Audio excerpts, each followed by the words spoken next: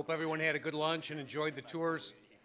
The opportunity to see the other shop today. We're going to get started with the next portion. Just a second.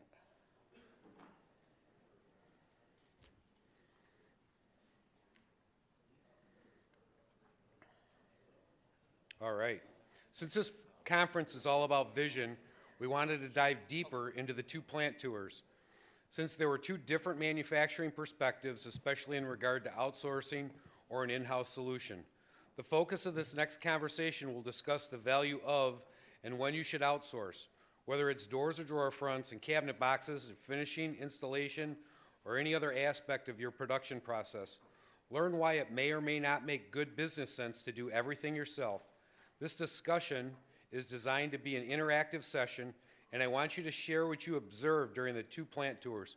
Mark, Bernhard, and Tom Happ are here to answer any questions you may have about the production processes, especially as it relates to this topic of outsourcing. As demonstrated during the tours, Plus Closets outsources a lot of their components, and Bernhard prides themselves on being self-sufficient. Which one is right for your business or some combination thereof? And I'll start that off, just to give you a little overview. When you went through Plus Closets, you saw that Tom outsources his drawer parts, so he brings in already machined drawer sides. I'm not sure if your bottoms are cut to size, some of them, all of them. But all bottoms are cut to size. Okay, and then they do have the ability to make some custom-sized drawers, but I'm sure that comes at a price premium when you go outside your standard sizes and stuff like that. I don't think that Mark buys any drawers, do you, Mark? We used to. We stopped about once we got the new machinery. We're doing them all ourselves now. So they do all of that stuff in-house. And as you saw, if you were up in the project management part in the upstairs office at Bernhard yesterday or today, I know that when I went through, Bob was showing us that they do some metal work and they're doing some upholstery work. They had some leather wrapped panels up there.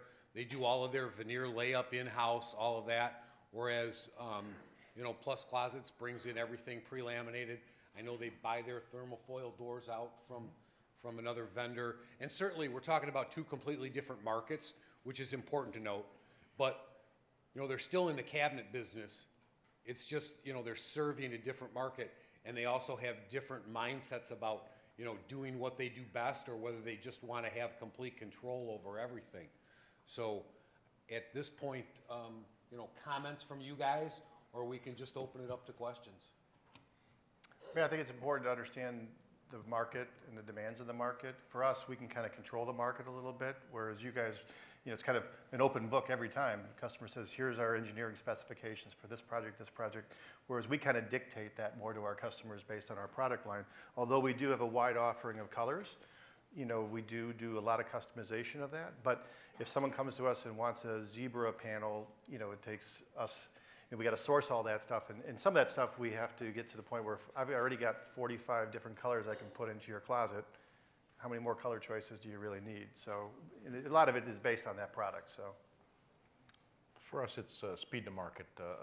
Things are getting tighter and tighter. The time frames are getting tighter. I sold a job yesterday that the GC said has to be complete by June 1st. And they have to be in the space done by June 1st, and we haven't even started shop drawings. They haven't even finished the design yet. It's crazy. It's an architect here in Chicago, and it's nuts. So if we had to wait for stuff, if we had to wait for hardware schedules on doors and the drawer boxes, the shipping time is what kills us. We do buy out our dovetail drawers for residential projects, so we do buy those out. But for the commercial projects, we always did dovetailed solid maple drawers, and quite honestly, we took a lot of pride in it, and came to the realization that people didn't care for the commercial market, for the pantries and stuff like that. So we transitioned to a melamine drawer box and have not had one complaint. So. I always say, tell all our team, is that as much as we like all of the components we're putting into it, if the consumer doesn't open that drawer box and appreciate every single aspect of what we designed in there, then all we're really doing is complicating our lives and introducing additional costs, so. Yeah, and willing to pay for it. I mean, I can take as much pride as I want, but it doesn't matter if they were not willing to pay for it, so. Absolutely. And I know that, Tom mentioned that he has, 44, 45 different material selections. And I think that Mark's business is more based on what is it that you want. Mark's not going to dictate material. Someone's going to tell him what it is that they're looking for. I want it to be this.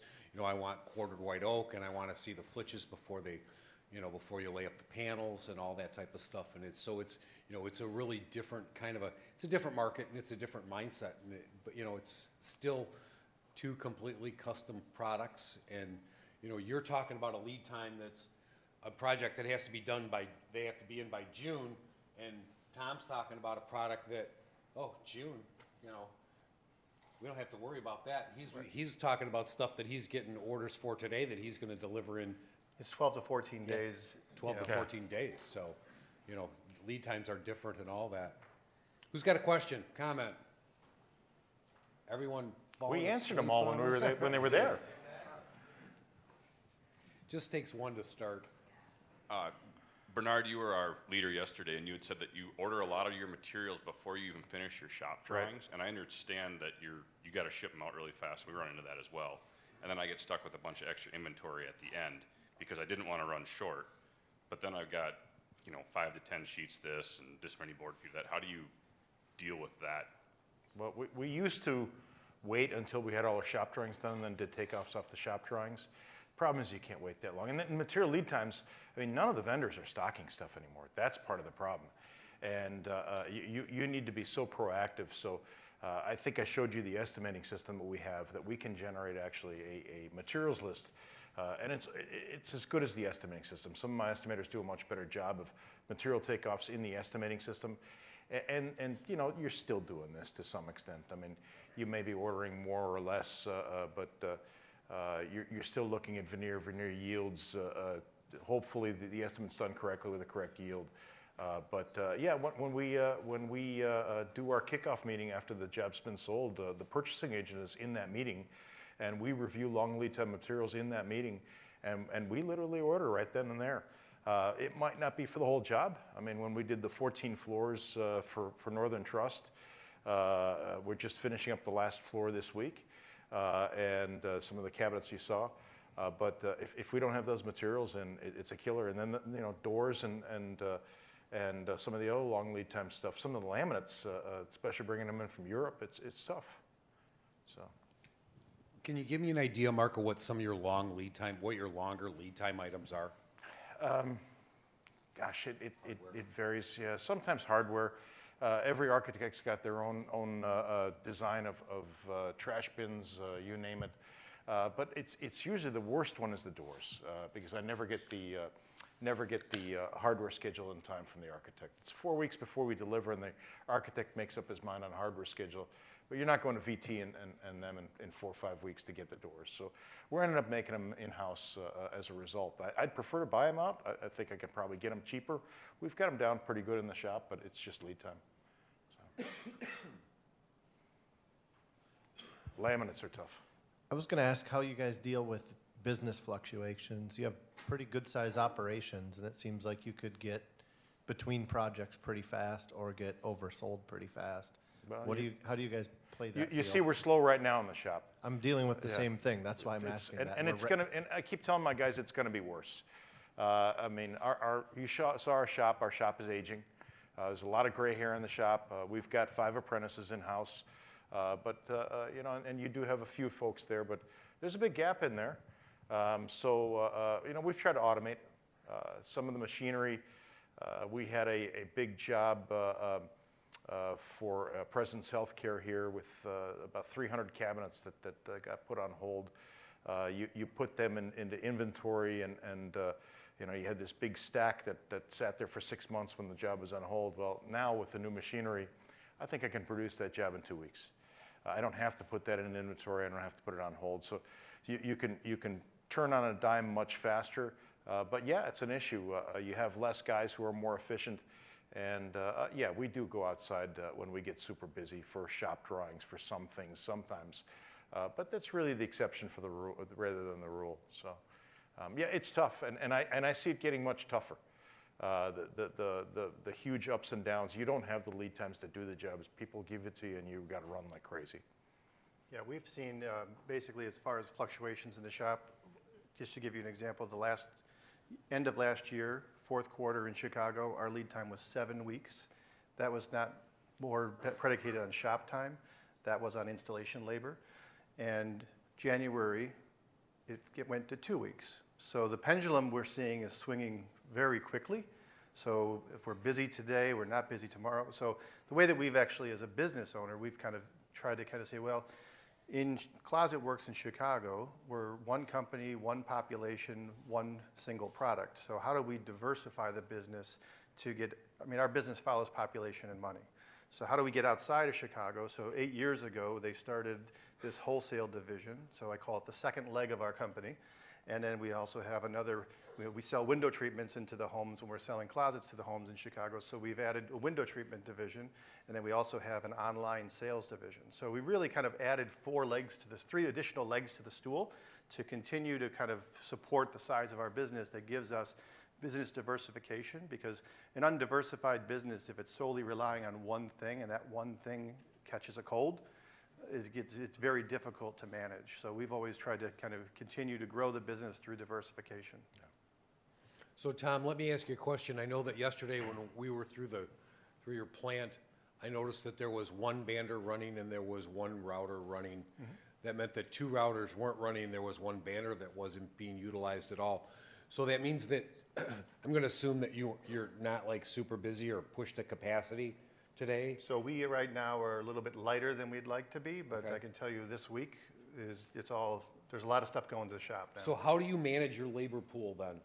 So we cross-train them and be able to have them move them into different spots of the shop. So the truth is 3 CNCs run every single day. We've got one that's down right now for maintenance. So we've got the service guy coming out next week to fix it. Typically, we used to have 4 edge banders. We went down to 2 higher speed edge banders with the Homag edge banders. And at the demonstration, you were seeing both of them run. With the higher speed edge banding and the rate of how we're seeing nested panels coming off, we typically only run 8 hours a day for the 2 shifts. And then somewhere on that 8-hour shift, we might fire up another one for an hour or 2 if it needs to get additional jobs done faster.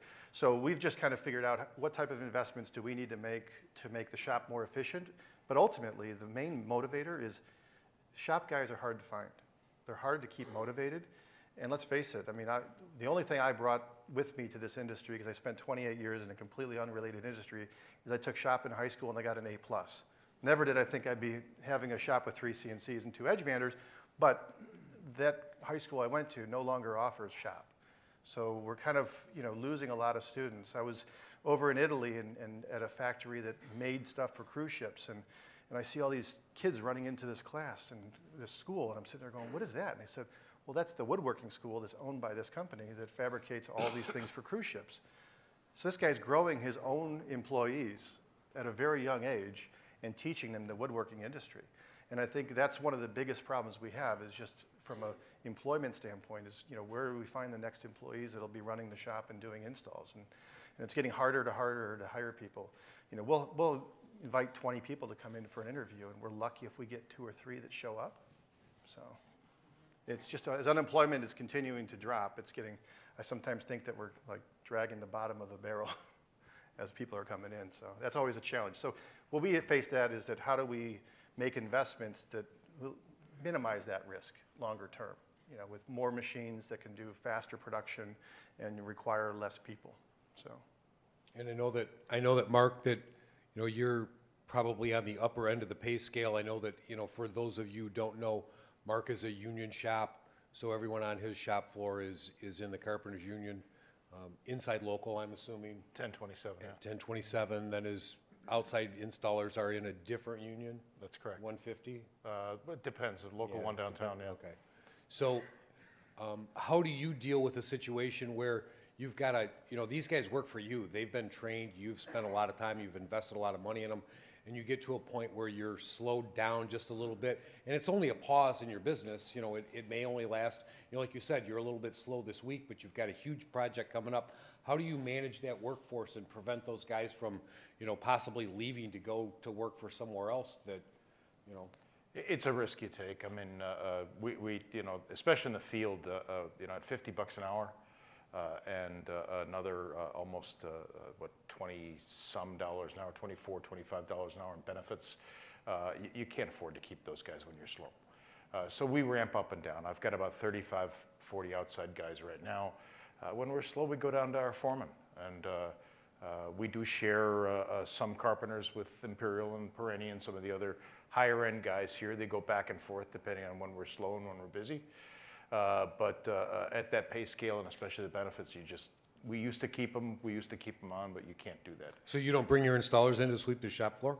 We used to, many years ago. We used to have them back and forth, but the pay scale's so, the disparity's so big, you just can't do it.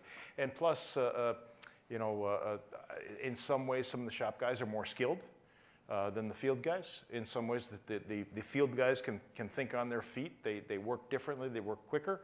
To some extent, sometimes. So they don't mix well together sometimes, not like they used to.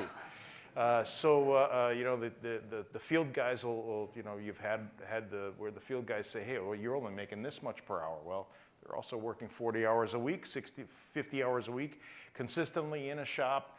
Don't have to haul their tools around. There's advantages. Don't have to pay for parking. Don't have to schlep their tools during a snowstorm in Chicago downtown. Not looking for a new job every 6 weeks or 8 weeks. So there's advantages being in the shop and not moving materials around, which is a pain in the field. Yeah, we can't keep them in the shop. We do try and keep people busy. You'll try and sell stuff at a value price, then you'll try and do something to keep them busy. But I think that's partly the machinery. You can't afford to lose anybody right now. You just can't. So I know, anyone else have any questions? Renee? For you in manufacturing, what was your motivation to go from a central dust collection system to the stationary unit? So Renee's question was for Tom, asking him what the motivating factor, what the reasoning was behind going from a centralized dust collection system to an individualized dust collection system where he's got individual collectors in specific areas. So I was not involved in that decision, so I was not there for the first year of our ownership as a family. I was still working at our previous family's company, and my dad was involved in that purchase. But his philosophy was that a single point of failure with one dust collector could take down the whole shop, and it sucked all the air out of the building anyway. It used to be sitting in one of our docks, and it was a 40-foot trailer. And so the happiest day of his life was when he got that out completely of the shop, and we decentralized it and put in 6 smaller dust collecting units that we could have multiplication. Because there's times where if we have a dust collector that stops working, we make a decision of what machine is going to basically not run for that period of time. We move it over to the machine that we need to run all the time. So it gives us flexibility. And we've literally done that, where we've rolled the machine over to another workstation and ran it that way. So it just gives us flexibility from a standpoint. It does take up more space on the floor, but even when we put the new edge banders in, they used to have them in the center of the shop, the dust collectors. We moved them to the outside, the near interior wall, so that they were in kind of more of a desolate area versus taking up valuable space in the middle of the floor. So. And I know, I'm going to continue that for 1 second. And I know that this was part of a discussion yesterday, but I'll ask you, Tom, what do you do with your wood dust? We have tried and thought of as many things as we could, but the problem is because we're post-process, you know, our product is post-process. So it already has glue additives into it, so they can't take even though it starts out as a natural product, it's a recycled product and boiled down to additive of the glue, and you know, so they can't strip that out. So unfortunately, we have 3 containers of waste that get picked up every single day, and they go and fill the landfill. So, you know, we obviously through the optimization of the sheets, we try to cut down and maximize our yield and minimize our risk. But we haven't found any really good solutions of what to do with our waste. And Mark, it looked like you have a new dust collection system, is that correct? Yeah, brand new. We had the same issue. We had a big Torrent Donaldson Day dust collector before, big 75, 80 horse motor that we turned on at 5 o'clock in the morning and turned it off at 4:30 at night every day, and it ran all day long. We did have that motor go down and the whole shop down, and so we looked at the new technology. I encourage everybody to go to Ligna too once in a while. They've got some really cool technology there. The dust collector we have right now is pretty complex. It's 4 motors, 433 horse motors that are all variable speed drives. When they're all interconnected to the machines, so each machine is calculated how much CFM you need. You flip on a machine, one motor will spin up. Every morning a different motor will spin up, so you get even wear on all the motors. And you can run with one of the motors down. So we just had a motor go out, and we're able to get in there, switch out the motor, and put a new one in, a new fan in.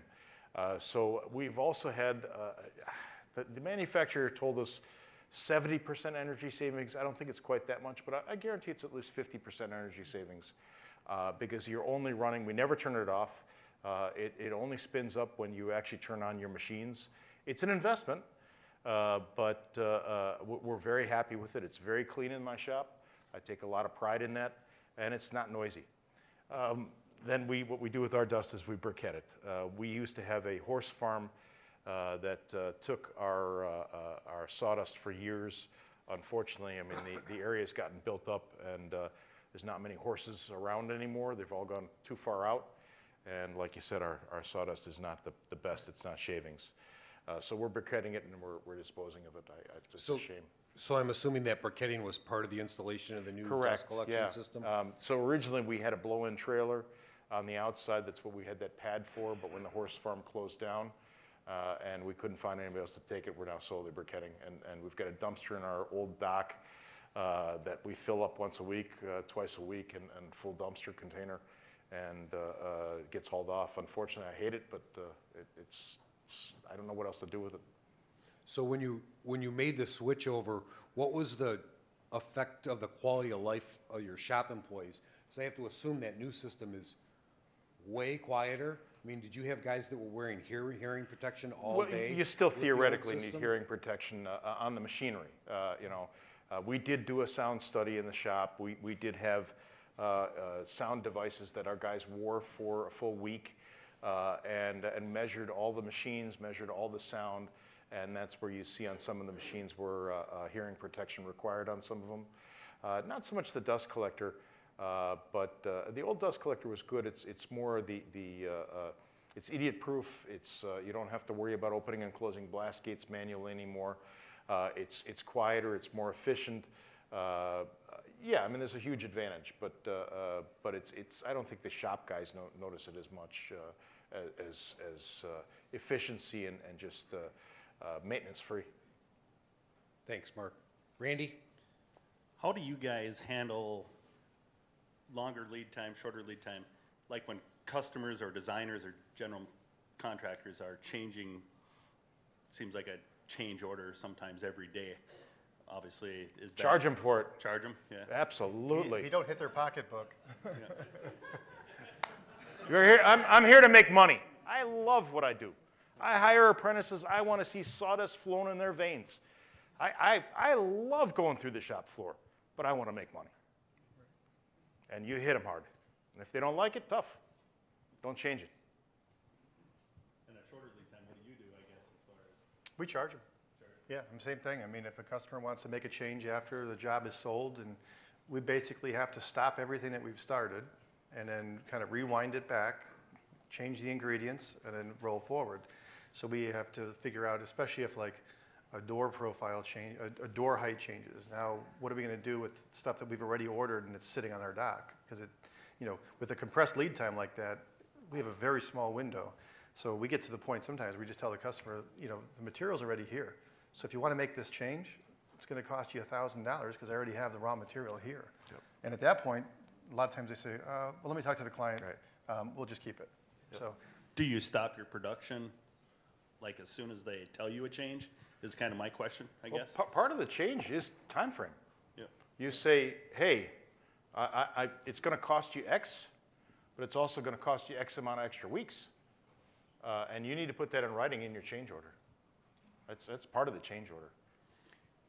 And when you're putting that pricing in the change order, you have to consider what the effect that change has on your business. So it's not just the extra time or the extra material or the extra labor. What's it doing into your schedule?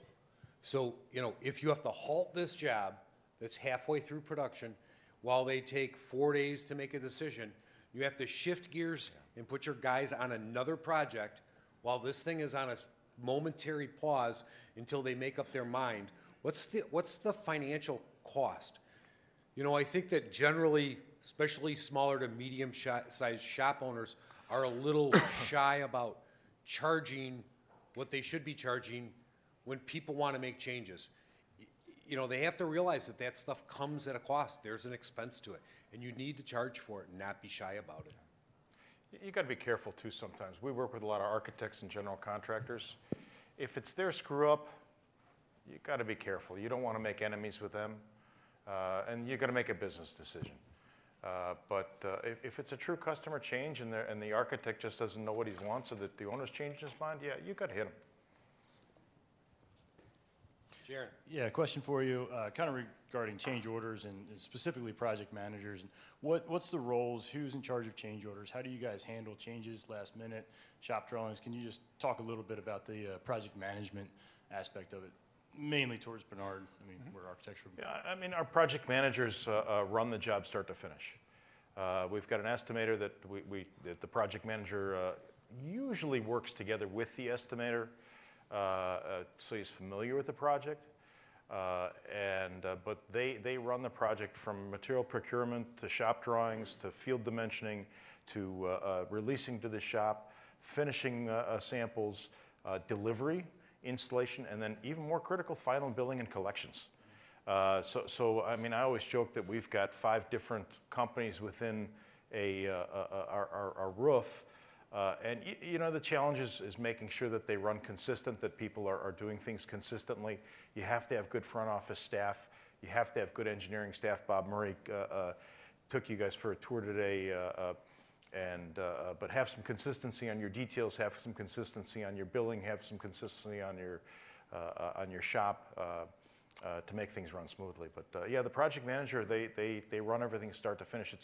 It's a very hard job. It's a stressful job. It's not easy. How many projects do they typically have? One project manager has a couple projects or one? Or? You really got to look at it by sales volume. I'd like my project managers to do $5 million at least in sales a year.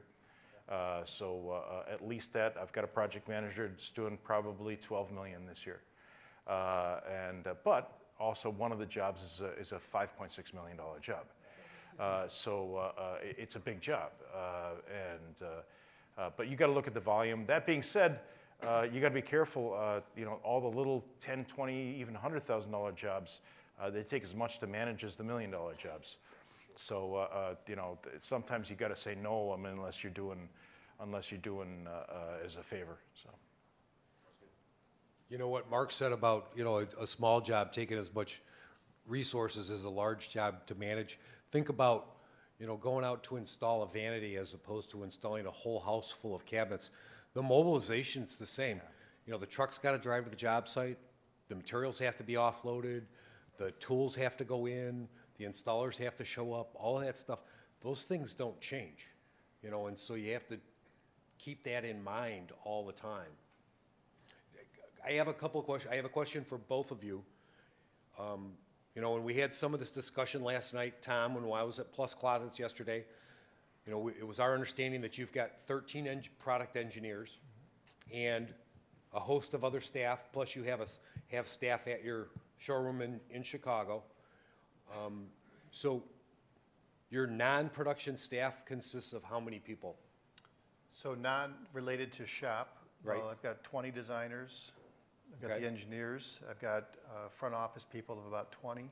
Okay. And I've got a wholesale team of salespeople of 5.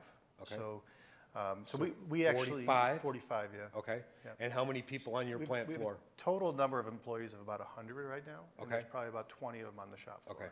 You know, because it's, you know, I know as small shop owners, a lot of us talk about, you know, you've got 1 or 2, maybe 3 people in the office and 6 or 7 or 8, maybe 10, maybe a dozen people in the shop, but that's not always the case. And Mark is probably, if you take his installers out of the equation, because that's a kind of a little bit different situation, his shop floor comparative number to his office staff, so 2 to he 1. has, is 2 to 1.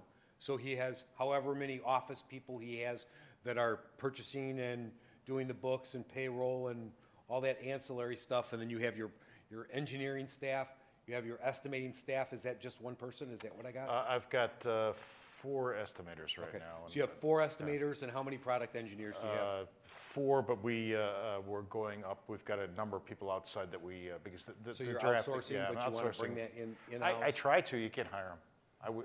If I could find somebody, you can't hire somebody. Same thing with the finisher, you can't hire one. Yeah. But it's very tough. It's very tough out there to hire folks. And then how many project managers do you have? We have 4 to 5, depending on if I'm running work too. Okay. And then how many on the shop floor?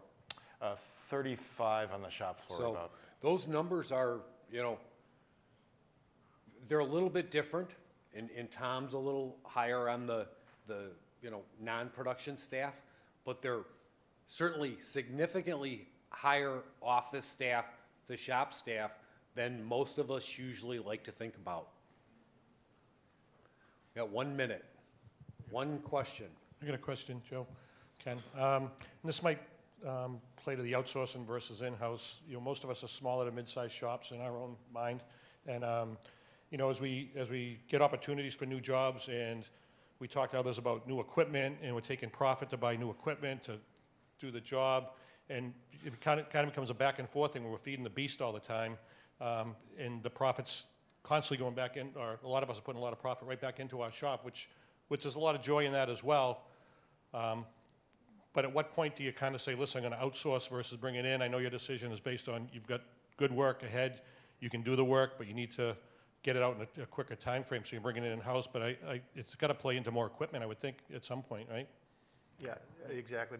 Just for example, our door and drawer fronts, when I first joined the company, I had a team meeting with our whole team. We were talking about a supplier that's doing our door fronts and drawer fronts for us currently. And I was asking questions about their manufacturing process and understanding how big of a company they are.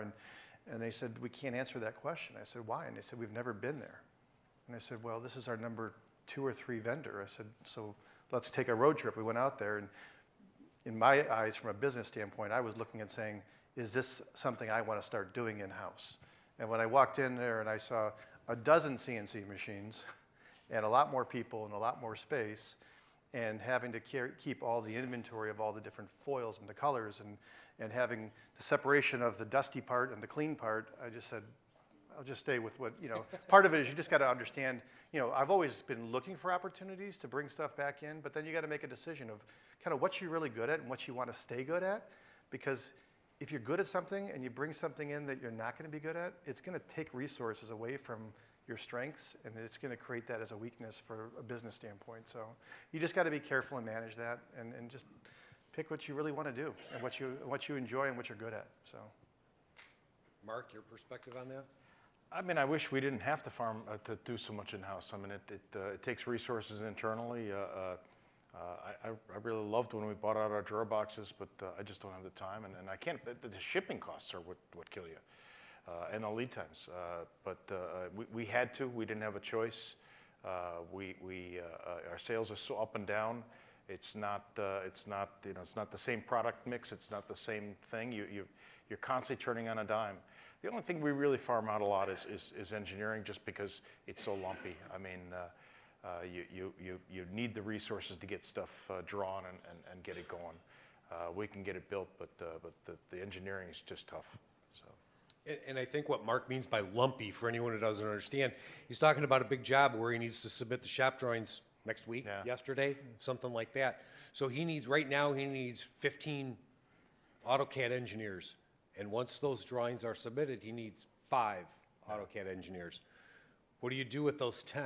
And where do you find them? So, you know, his hands are tied and he outsources that part of the part of his, and it's, I have to assume that there's a certain amount of burden on your internal staff when you outsource, because there's a lot more drawing, review, and revision internally before you even get to the submittal process, because you have less control over what they're drawing for you. Sometimes I think my shop takes pleasure in bringing down the drawings that we've outsourced and saying, look at what these guys drew, look at the crap you got. Excuse my language, ladies. But I think they take pleasure in that sometimes. And I'll tell you from experience, and Mark, you can correct me if I'm wrong. So the shop drawings that he sends to the shop floor all come from his engineering department. They all say Bernhard Woodworking on them. They all should look just exactly the same as everything. And his guys on the shop floor can tell just by looking at the drawing that it was outsourced as opposed to done in-house, correct? Oh yeah, they get pissed off. It's not grown there. Yeah, yeah. All right. I think that wraps it up. One more question? On the engineering side of stuff, Oh, can't hear you, sorry. we're architectural millwork as well. And on the drafting side of things, how much do you spend time chasing all of the details out, making sure every screw, every joinery, everything is perfect versus artistic license on the floor? We try and detail everything out. We really do. You have to work it all out on paper. And quite honestly, with a larger shop, you can't leave it to chance. You can't let the shop floor make a lot of decisions because you need to have things worked out. Some of these architects are just crazy. We just did a job for the Federal Reserve Bank, and we drew everything with white melamine drawers. Submitted everything. Everything was approved by the architect. The design drawings, apparently the Federal Reserve Bank has a spec for black melamine drawers. And I could have made an issue of it that the architect approved everything, that's what I told them I was going to build. But I basically pulled out an enormous amount of drawers and remade them out of black melamine because they told me to.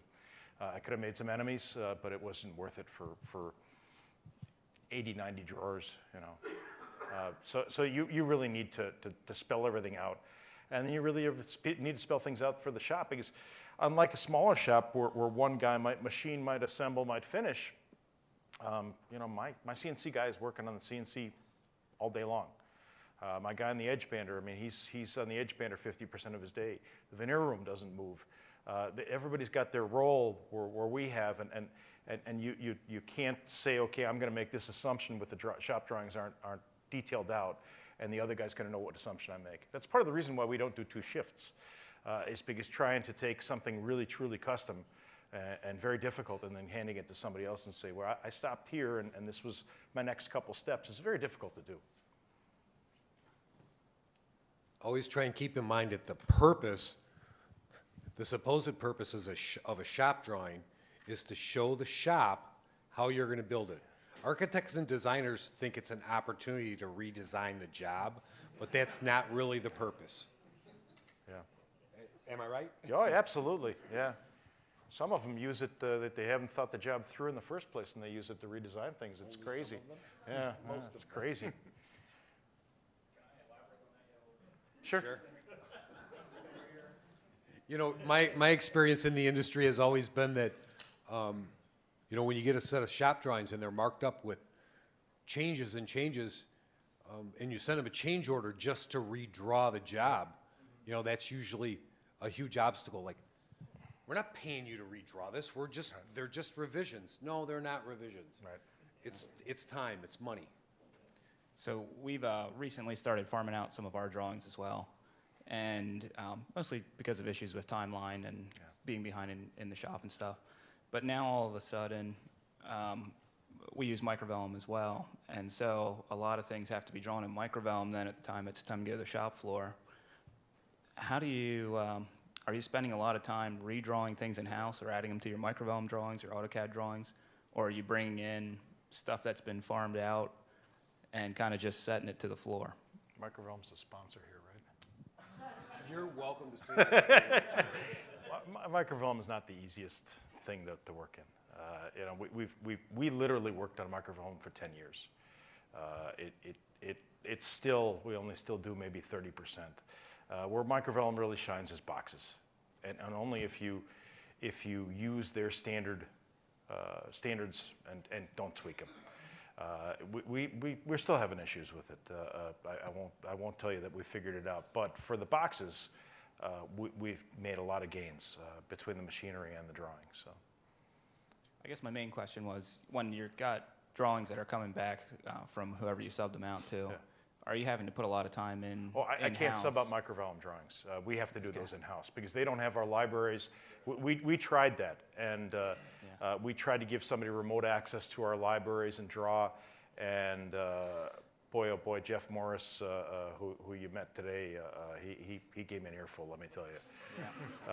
And that was the end of that. We'll farm out other stuff, but if we're going to farm out boxes, we can't use the system to its full potential if you're not drawing in a microvellum. Yeah, It creates a real bottleneck. On the other hand, you can draw them pretty quick. So, yeah. So are you So- sending out 2 sets of drawings to the floor sometimes? If it's parts that are getting cut on the router that you had to do in-house, as well as, you know, the rest of the job from the architect? we'll put 3 sets of drawings down on the shop floor sometimes.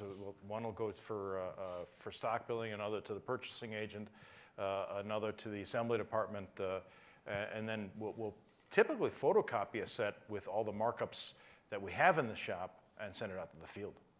I think what he meant, though, Mark, and correct me if I'm wrong, is would you break the drawings up? So say you had a room that had architectural wall panels and cabinetry, and would you break those drawings up and send just the architectural paneling drawings to one department, just the boxes somewhere else, and Sure, stuff like all the that? time. Or do you send all of the drawings and they only work on the related part?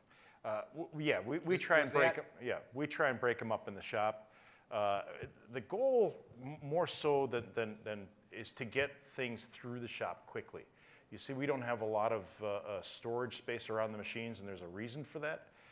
We want material to flow quickly, and if you release too big a chunk to the shop, it stagnates. You need to break that down into more manageable pieces and get it through the shop quickly. You don't want anything spending more than a week in the shop.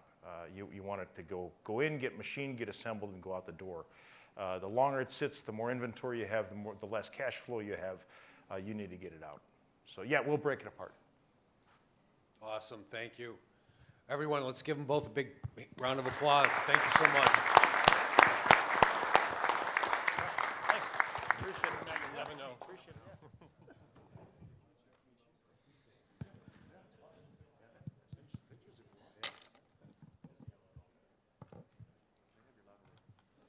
Oh, yeah.